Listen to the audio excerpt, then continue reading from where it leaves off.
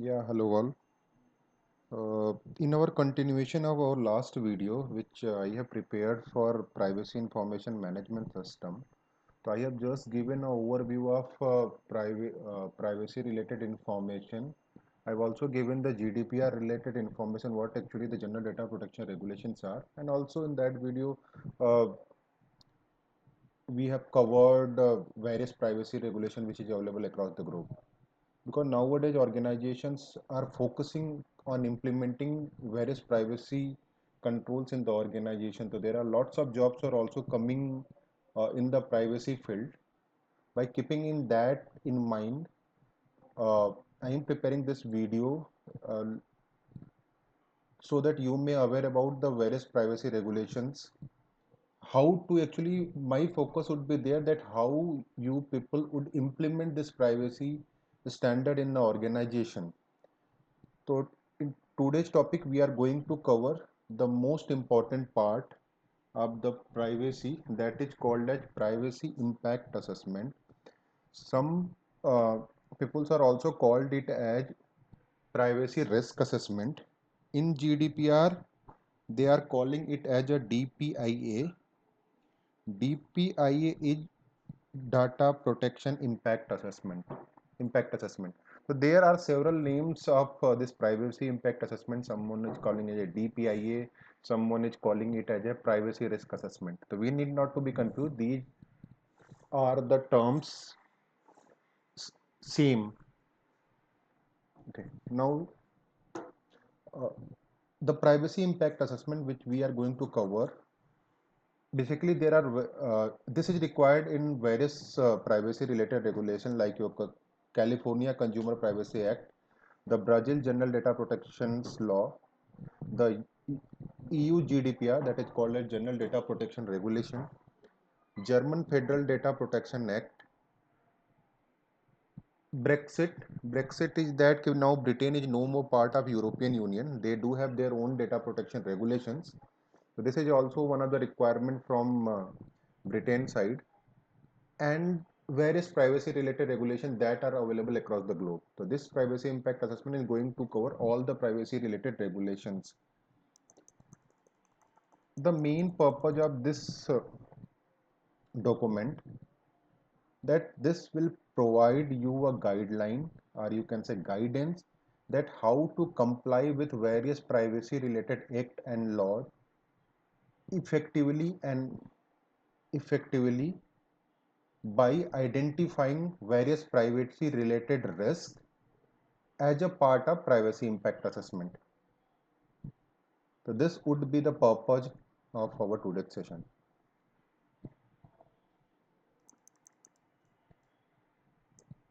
So we are living in the digital age, and digital marketing have increased nowadays. So it has become more easier to store, collect and analyze and the share huge amount of personal information. Now organizations, there are various organizations are there, they are collecting your personal information. For personal related information, what is the personal information, to whom we are calling it as a personal information, you can go and see my last video. This is I have already provided what is the personal information, what is the sensitive information, all those details are in my previous video. You can go and see there. So we are saying it is very easy to collect your information, to store your information, analyze and share your information with anyone. The peoples are making lots of money by collecting the personal information and sharing with another organization for their own purpose. For example, you have visited a restaurant. There you have filled the feedback form. In that feedback form, you have filled your name, your address, your phone number, and all. The restaurant can sell you because you have given some of the personal information to the restaurant.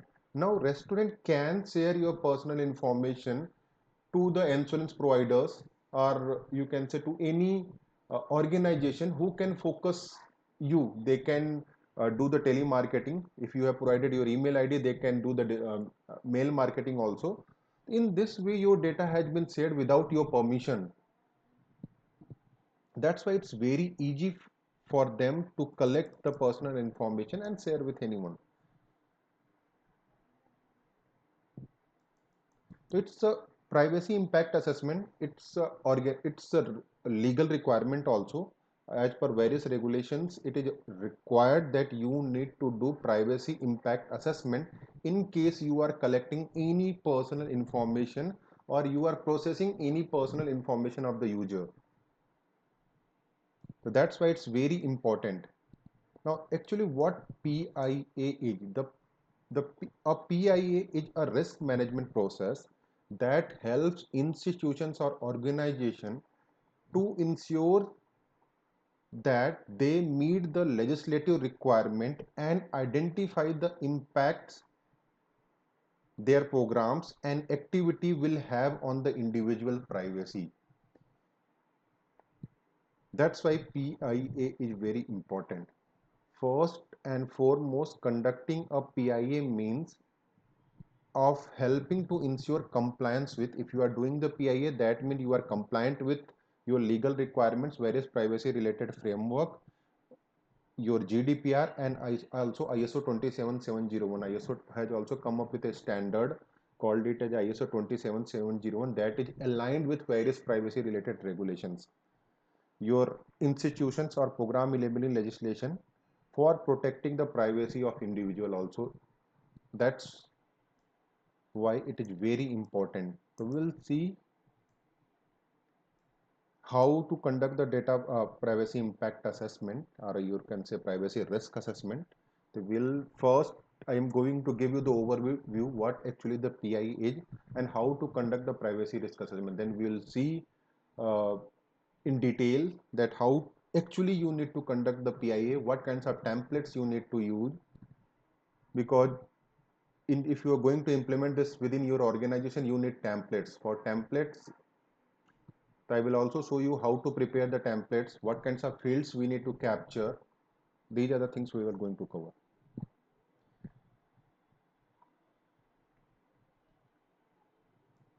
What actually PIA is not?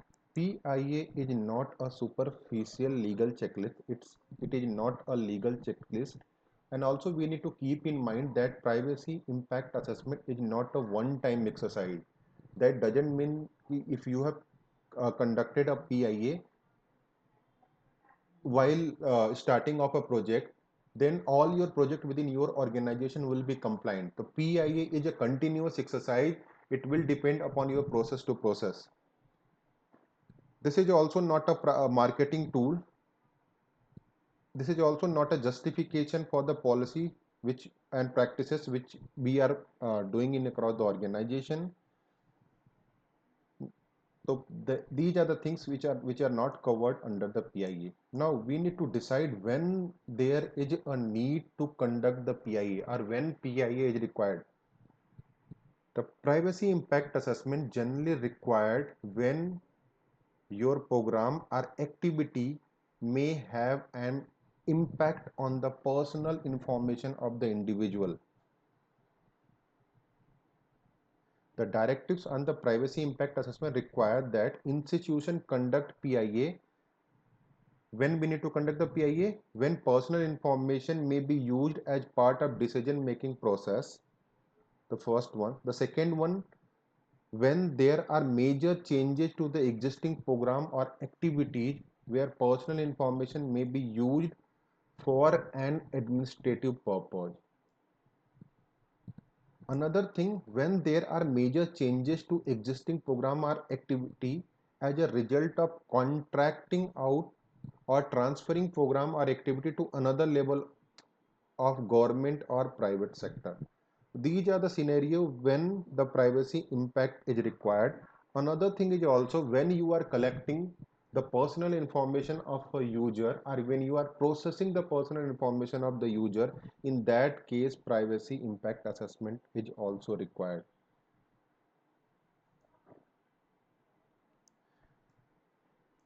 So this is the flow chart which will give us a good idea to determine if you need to do PIA or not. The first thing is there that does the program or activity involve the personal information. So here we need to understand privacy impact assessment. We need to conduct on the processes or on the department in which the personal information is being carried out. If you are carrying any personal information, if you are collecting any personal information of the user, so this is the first checkpoint. First you need to check, does your program or activity involve the personal information? Are the personal information are there? If yes, then is the personal information used as a part of decision making process, or you are making automated decision making by using those personal information? If as, then you need to check whether the PIA has been already done or not. If it is not done, then you need to conduct a PIA. If it is done, then you need to check anything has been changed in your processes, any new deployment you have done, any new technology you have introduced, any changes in the process you have done. You need to do, you need to check that, and accordingly you need to update the PIA or reassess your privacy impact assessment. So this is the cycle to decide whether we need to go for privacy impact assessment or not. Now the thing is that what should we include as a part of PIA? In general, PIA should include a description. The first thing is that we need to plan our activity and its objective. Then we need to identify what is the purpose of the data processing, why we are doing the data processing, why we are collecting data, and why we are processing those data. Impact on the individuals, that what is the impact you going to have while doing these kinds of processing. Categories of the individual affected due to the process activity. What kinds of individual categories would be affected by your processing activity? Whether your employee is going to affected, whether your vendors are going to affected, whether your partners are going to affected, whether your customers are going to affected. The next thing what we need to include, does the data is transferred outside the country? If you suppose you are operating from a country, so you need to also check, this should be also include in your PIE, does your data is transferred outside your country, because these are the country specific laws and regulation. So you need to also check whether you are sharing your data outside your country, because nowadays what happens, the organizations are operating from various countries. If you are operating in one country and if you are also operating from another country, that doesn't mean if you are freely share your data from one country to another country, because you are a same entity. This would also we need to check.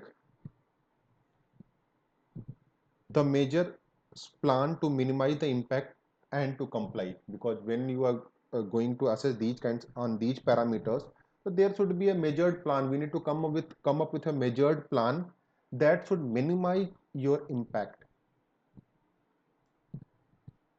So these are the things we need to include. Now next is how to do the PIA. The PIA process start from the need identification. First we need to identify whether we need to do PIA or not. Once you are sure that boss, we need to go for the PIA, then we need to plan. The first thing would be the planning phase. In the planning phase, you will see what kinds of data you are capturing, where you are sending your data, who are the data subjects, what are the data we are collecting. So in the planning phase, we are going to see these things. Now next thing is the identify the risk. In the identify risk, based upon the inputs in the planning phase, we are going to identify the risk. What are the risks to the data which we have collected? So once you do have a risk, then we can go for the risk mitigation plan. We need to mitigate those risks by having an appropriate control within the organizations. Then it will go to the continuous monitoring, because this is the cycle. In the continuous monitoring, you are going to monitor your controls. What are the controls you do have across your organization? So we'll start from planning phase, because we have seen that if the need of doing PIA is identified, the first thing is the planning phase. In the planning phase, we need to start your PIA before undertaking new and substantially changed program or activities in all but exceptional cases. You should begin the PIA process early enough in the development of your project. If you are onboarding any projects, then it will include the PIA should include in that projects also. It is based to identify, reduce, and mitigate the privacy impact before they occur, as opposed to finding remedies after the fact. So in the planning phase, we need to plan our activities. What are the things are there? We need to use our privacy impact assessment to support privacy by design approach. What is the privacy by design and privacy by default? We'll cover in our next video so that you will able to understand. At this point of time, we are just understanding is there is a need of PIA and how to do that privacy impact assessment. In the planning phase, we need to identify all the risk. What are the data we are collecting? What are the data subjects? These are the things would come under the privacy risk. Now, in the risk analysis phase, we are trying to capture the risk. What are the risks of the data which we have collected? The would be the same. The procedure of the risk assessment would be the same. Here we are going to identify the severity of the risk and the likelihood of the risk, like how frequently the risk are going to happen and what are the severity of the risk. Accordingly, we are going to calculate the risk level, and we will calculate the risk level. So there are many factors because at the time of identification of the risk, there are many questions from various peoples are there, that how to identify the risk, what are the factors are there. So there are certain factors which act as a risk, like amount of personal information are involved, how many personal information you are collecting, the sensitivity of the information you have collected, the size of the population would be impacted if the personal data which you have collected would be breached or lost, then what would be the population size is going to impacted, whether the affected population is vulnerable population, the type of potential impact on the individuals. So these are the certain risk factors which add up in the risk. Then you will have a fair idea that what are the factors we can include in our risk. So based on the primarily risk assessment, you will get either lower risk or higher risk. So we have categorized into two categories itself, whether the risk is lower or whether the risk is higher. If the risk is lower, then we do have a time to implement the controls. But in case of risk is higher, the risk would be higher if the large amount of data are involved, if you are dealing with the sensitive personal information, if we are dealing with the many individuals information, it will impact majorly on the individual, then those kinds of the risk comes under the major risk. So this is the roadmap for the higher risk program. Based upon the risk assessment, if we'll get the risk is high, then we need to identify a roadmap to how we can mitigate those risks. So we need to have a proper control plan to ensure that these risks should not happen again. The next question comes, who is accountable? Because the privacy is the newest terms what has been introduced. Now, who is the accountable within your organization to react on those risks? So if the risk related to IT would be there, then IT department would be involved. If the risk related to HR team would be there, the HR team is going to handle. Or the most of the times legal team would be involved in that. Most of the cases are there in the purview of your legal team. Now we will see some of the examples of your risk. The first risk what we are trying to highlight here, you see that examples, individuals may not know whom to contact about the privacy questions or concern. If the individual do have certain privacy questions or concern, they don't know that whom to contact. So this is also one of the risks. Now, if these are the risks, then how you are going to mitigate this risk? To mitigate this risk, you need to educate your people. You need to make one person's accountable or one department privacy office. You can have a department of privacy. You can make them accountable to train your staff, to communicate your staff about the policies and processes related to privacy what you do have within your organization. Now this is the one of the risk. Now another risk, let's take another example of risk related to this. Risk is related to limiting collection. What does limiting collection means? Only collect personal information if it is directly related to your initiative and needed to meet its objective. You are not supposed to collect all the personal information of the users. If you are if it is required, only name, phone number would suffice your need, then you need to collect only those things. So limit collection means that you need to collect only those information which can meet your purpose or your objectives.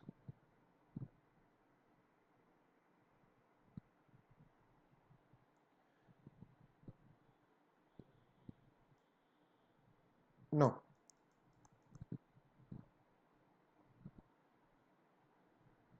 you have collected the risk. One of the risks may be there that personal information could be collected without a clear purpose. You are collecting a personal information without having clear purpose. That means you don't need those information, then also you are collecting those information. What would be the mitigation plan in that case? The mitigation plan would be that you need to identify which informations are required to process your activity, where over collection occur, appropriately dispose of or return personal information as soon as possible. We need, if suppose mistakenly you have collected certain personal information which you do not need, in that case you can dispose of those personal information. There should be a policy within the organization to dispose of or return the personal information what you have collected. So these are the certain guidelines for the mitigations what we can have. Another area is your direct collection and purpose identification. What is this? When you collect someone's personal information, collect it directly from them whenever possible and tell them why you need it. So this is called a direct collection and purpose identification. Now what could be risk in this? Let's see the risk. Individual may be unaware of the collection and the subsequent use and disclosure of their personal information. This may be one of the risks while you are collecting any personal information from the user. Another risk would be that in this information collected from other sources may be inaccurate or out of date or incomplete. If you have not directly collected the information you have collected from another sources, then the information may be inaccurate or incomplete what you have collected. So these are the certain risks which is involved in this. Now let's see the mitigation plan.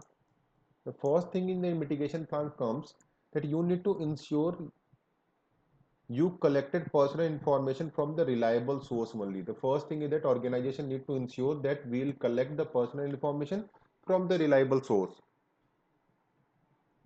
Another mitigation plan would be that we need to notify the user for the purpose of collecting that why we are collecting those personal information from them, using the disclosing their personal information, using and disclosing their personal information.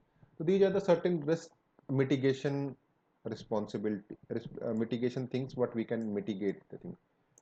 Another risk would be another area where we can identify the risk in the retention. because we are gathering any personal information, we must be retain those personal information over a time period, or we can say sometime organization are having those information for lifetime, you can say. So in the retention, the first risk could be there for how personal information is retained longer than the necessary for just in case scenario.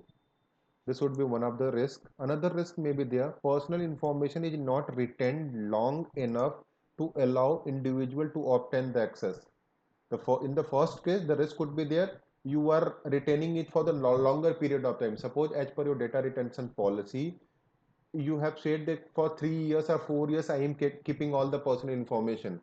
But in that case, you are keeping for the first risk would be there that you are keeping it for more than 5 years, because your data retention policy you have written that I will retain all the personal information for 5 years, but you are retaining the personal information more than 5 years. So this would be one of the risks. Another risk is that you are only keeping those data for 2 or 3 years. You have committed to the individual user that till 5 years I will hold all your data, and after this I will delete the data. But you are deleting all the data within the 2 years time frame only. So this would be also one of the risk. What would be the mitigation plan in that case? We need to establish minimum and maximum retention period. The first thing is that you need to define a policy. We need to have a process within your organization. What would be the minimum and maximum retention period? Then accordingly you need to act upon. Another area would be the accuracy. What this accuracy means: when you use an individual's personal information to make a decision that directly affect them, ensure that the information you see is correct. If you are capturing any personal information and you are also making a decision about that person, the first thing is that you need to ensure that data which you have is correct or not. That comes under the data accuracy. Now what is the risk in this data accuracy? The risk could be there: personal information held by an institution may be inaccurate, out of date, or incomplete. This would be the first risk. The data which you have collected is inaccurate, out of date, or incomplete. An institution may make decisions that directly affect individuals with this outdated data what you have collected. These are the certain risks. Now what would be the mitigation plan? Our mitigation plan is that we need to periodically test the accuracy of the information collected. You need to test the data. If you are capturing the personal information of the user, then you need to periodically test all the data which you have collected for the accuracy. This would be your first mitigation plan. Another mitigation plan would be that in that case that you can monitor the changes made to the personal information to ensure they are authorized. These are the certain mitigation plan what we can have. Another part which we are going to cover in the disposal. When you are disposing the data, what would be the risk in that? The first risk would be that the personal information disposed improperly and may be accessed without authorization. The first risk would be there in the disposal, that you are disposing the data improperly and may be accessed without authorization. Anyone can access those data. Another thing is that you are not disposing all the copies of the personal information we do have. What does this mean? This means that if you have collected any personal information, those personal information may be in the email, the personal information may be on your file servers, the information may be on the certain tools or applications. You have kept this personal information in the multiple channels, but you have deleted from only one channel. This would also one of the risks. In that case, we could put in place procedure for the secure disposal or destruction of the personal information. We need to have a process within the organization for the safe disposal and destruction of the personal information what we have collected.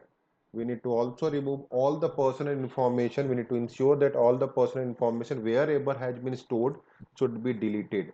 So these are the some of the areas from where we can take out the risk, and accordingly we can have the mitigation plan.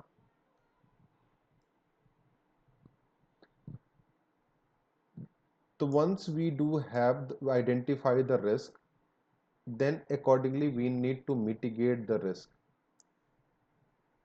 Now we'll go to the next phase. Next phase would be the risk mitigation phase.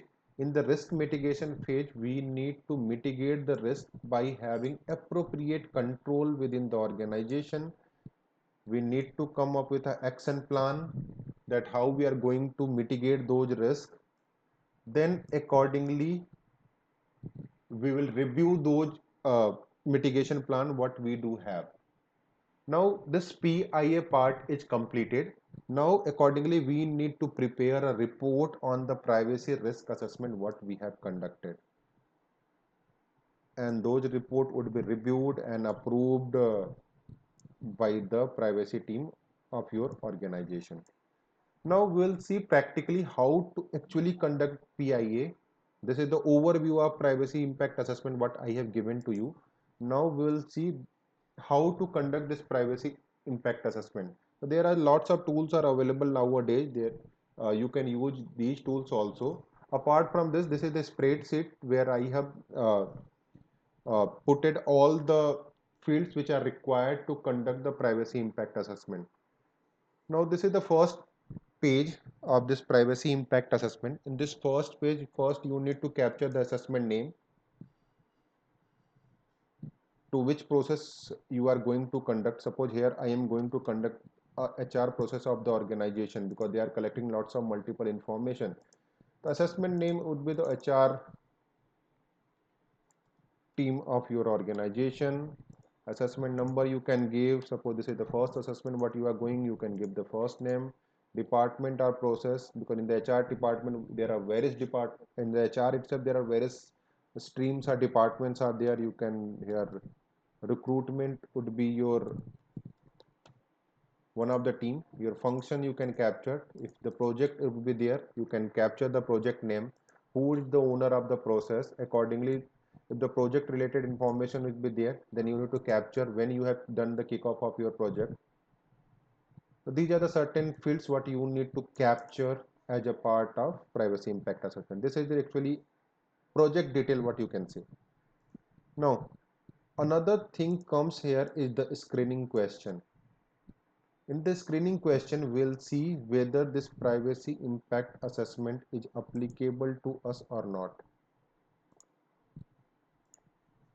So there are certain screening questions what needs to be asked from the process owners. The first thing is that how many data subjects data you are collecting, processing and storing. In this HR case, suppose 1,000+ people are working in your organization, so accordingly you can select I am collecting these much of information within the organization. The next thing would be there, will it require to individual to provide the information about themselves? So we are here taking an example of HR department of the organization. The first thing you need to ask whether it is required to provide the personal information from of the users.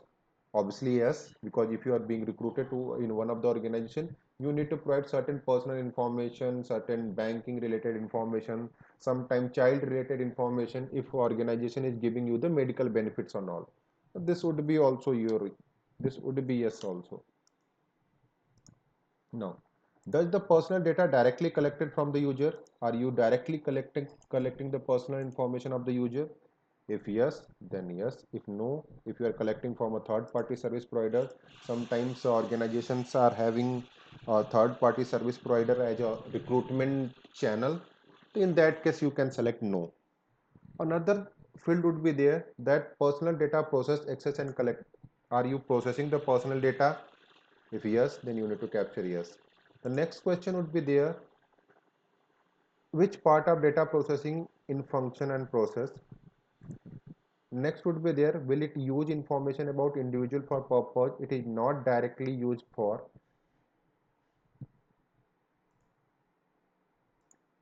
The regions of the individual whose personal data is processed, in which region you are collecting the personal information, whether it is Africa region, Asia Pacific region, Australia region, Brazil, Canada, California, which regions of individuals data you are collecting. Will the process involve in automatic decision making? Will automated decision making are involved in the uh, involved in your processing? Are you collecting the special categories of data? In the HR side, yes, you are also collecting the blood group, you are also collecting the biometric related information. So these are the things would be applicable, yes, in case of HR. Is the service process activity being transferred to a new supplier or organization? Are you transferring your services to new supplier or organization? If yes, then yes, otherwise no. So these are the certain PIA screening question what we have seen. These needs to be captured before starting for the PIA. So these are the certain questions what we need to capture. The next thing is your privacy impact assessment. The need identification will go. It is not only need identification, but it is also going to cover whole privacy impact assessment. Accordingly, we will capture the risk. Let's see what actually these templates are. These are the certain steps. We are going to capture the steps. In the next field, we are going to capture the question to be answered. What kinds of question you need the departments needs to answer. Their answer would be captured in the next column. Accordingly, they will justification based upon the answer. They will give the justification. And in the identified risk, we need to identify the risk based upon the justification or the answer received by the department. The first thing we need to identify the need of PIA. We have seen in our process that first thing you need to identify whether there is a need of PIA is not. The first question would be there. Explain broadly what the project aims to achieve and what types of processing involved. The first question what you need to ask, this would be our first question.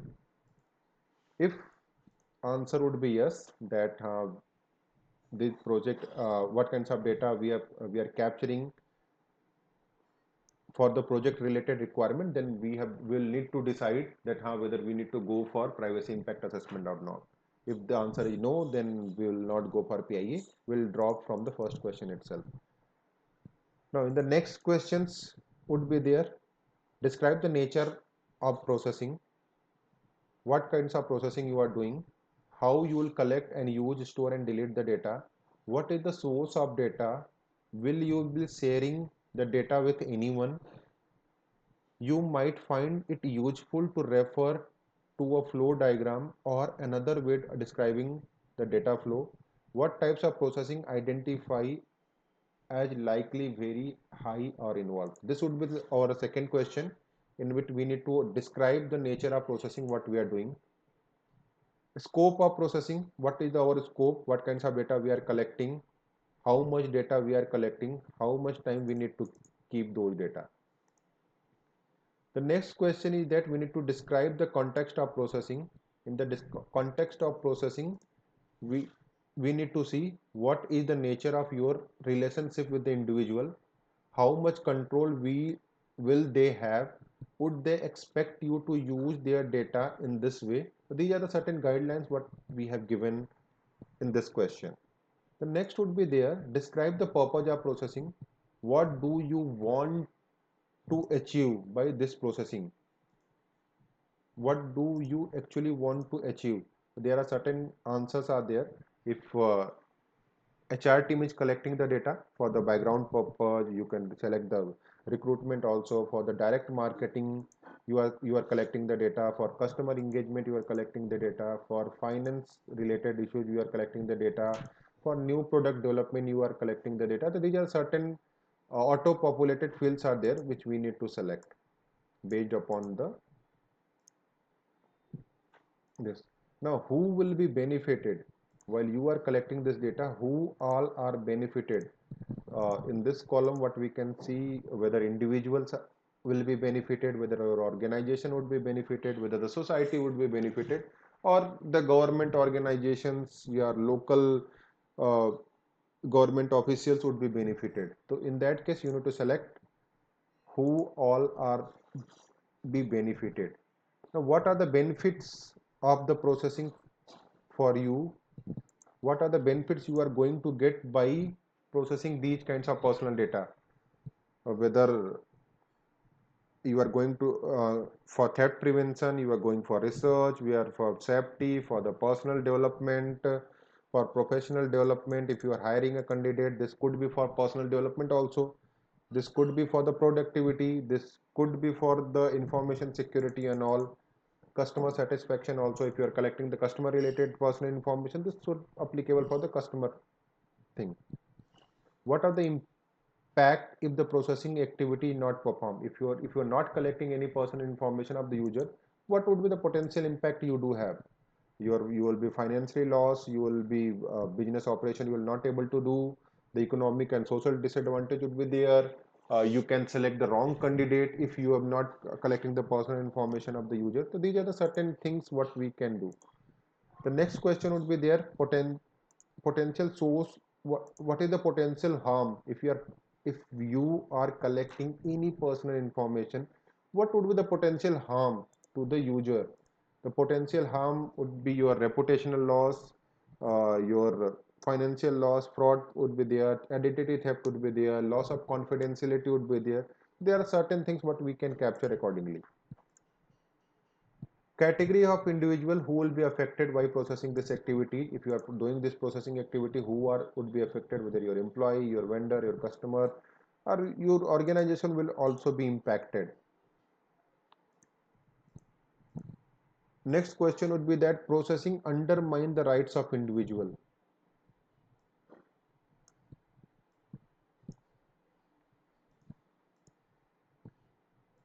Yes, if you are undermining the rights of individual, accordingly you can select yes or no.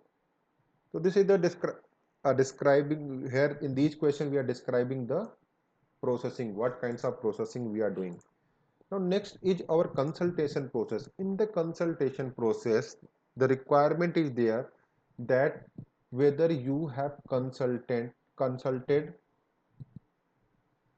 within your organization or your processor or information security expert while collecting those personal information.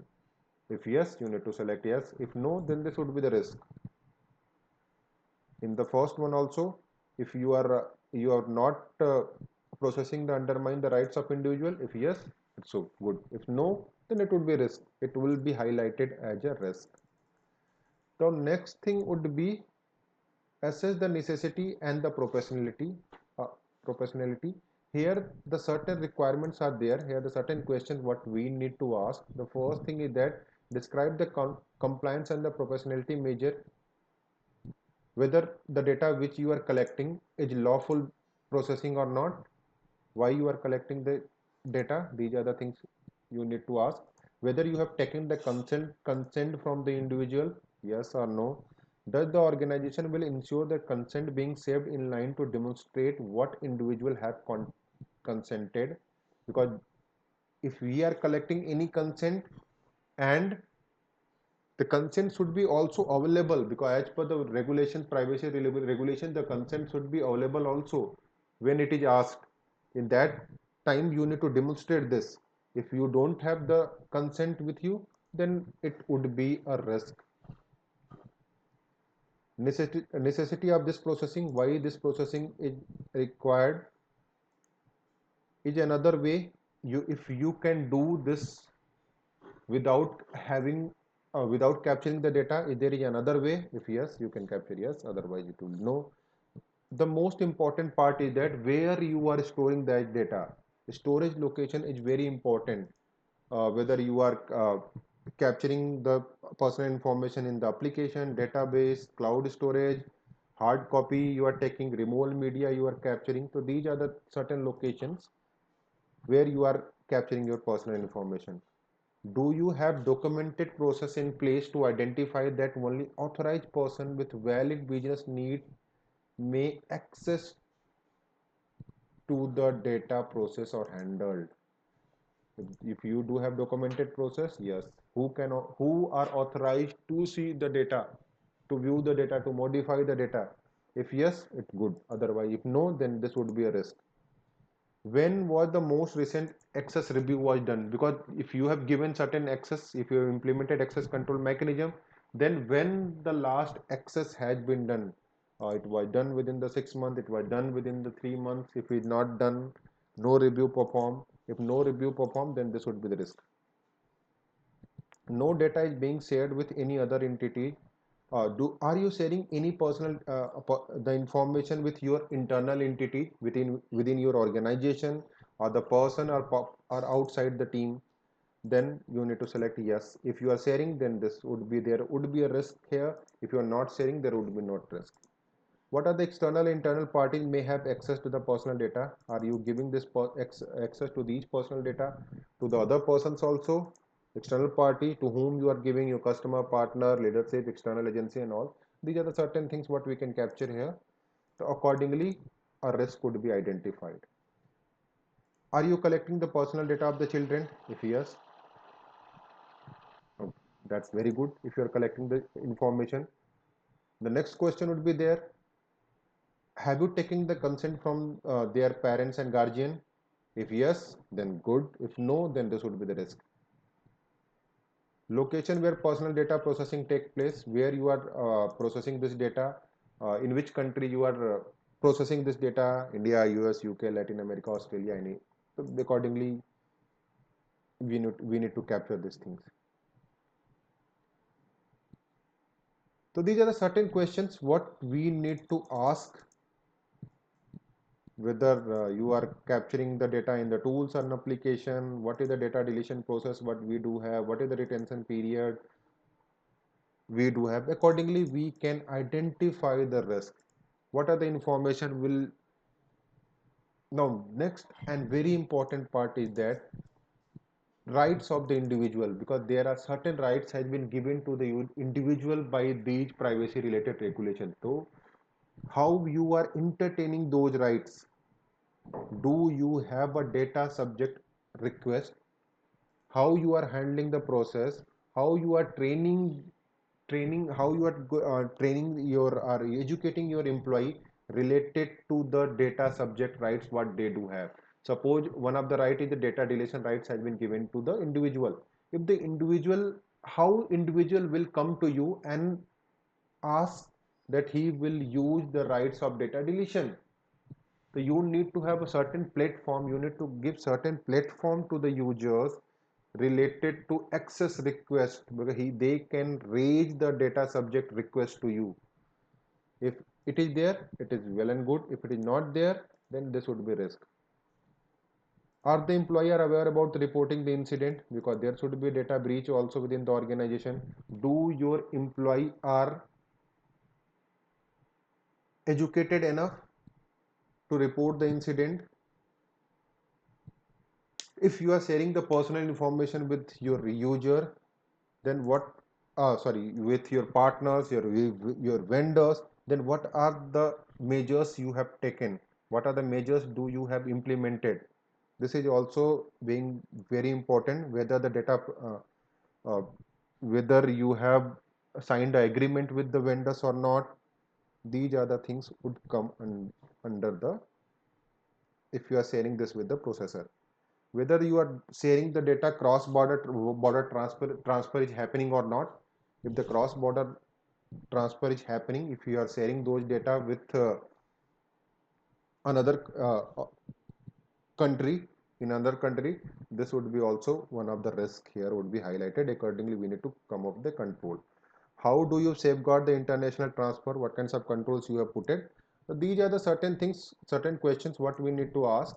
Here the questions are there. Accordingly, the answer would be given with the justification. Really, if the users are putting no as options in some of the cases, then they need to give the justification, and accordingly we need to identify the risk here. These identify risk would go to the risk management section. In the risk management section, we need to capture the risk. This is our risk management thing. Here you need to capture the risk description. In the risk description, you need to identify the risk. Suppose let's take an example of our one of the risk. The risk is that we don't have,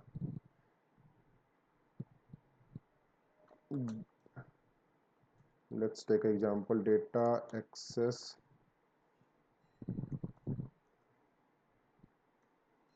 right is missing. Suppose this is your one of the risk. On some of the date you have identified this risk. What would be the impact there? The impact would be there that your this would be your legal, your this would impact on legal implications are there. Legal impact would be there. You not complied with, let's take example of GDPR here, because in the GDPR also they have all. So some of the risk you have identified. Accordingly, we need to find out the likelihood of the risk. Suppose this is happening, how, what is the frequency of this risk? This has happened 1, 2, 3, 4, and 5. These are the certain category what you have defined. Suppose we have selected the likelihood as 2, impact as a 5. It will result, this would be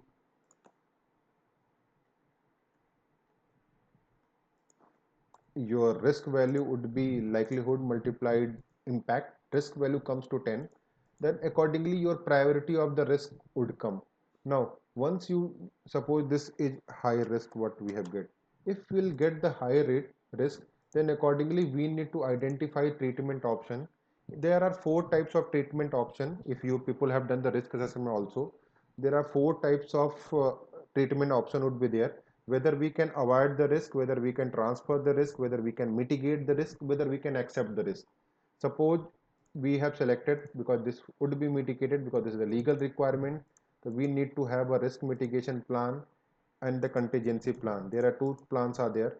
The contingency, in the contingency plan, what is the immediate action we are going to take, and in the risk mitigation plan we need to have a mitigation plan within the organization so that these kinds of risk may not happen. Suppose in that case we will define the DSR process will be defined, and training will be provided to employee. So data subject request process we are going to define, and we are going to provide the training. Now who would be responsible for this case? Suppose ABC person would be the responsible for this case. What would the mitigation date here? They need to put the relate date here, and accordingly the risk status is there, whether the risk has been closed, open or not. So this is the risk register what we need to use to identify the risk, sorry, to identify the risk, to assess the risk and to mitigate the risk. This is the first part of things. Now next part is the residual risk. If certain risks are still there within your system, if you have put a control, the control is not effective, then this would result in a residual risk. Then we need to also identify the residual risk. For the residual risk, what we need to see, we need to see first like rating of the likelihood and impact. In the first we have given likelihood as a 2, impact is 5. Now we do have the we have already provided the training to the users. uh, Likelihood become, because this is not, impact is also being down. In this case risk value will result in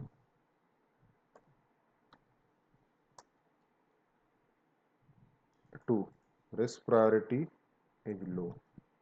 Now you can see here ki earlier this is the low, earlier our risk priority was high. Now we have achieved the low. If it would be high, if we have if you'll see that also having the DSR thing within the organization, it is happening, the peoples are not aware, educated enough, likelihood has increased, impact is still 5,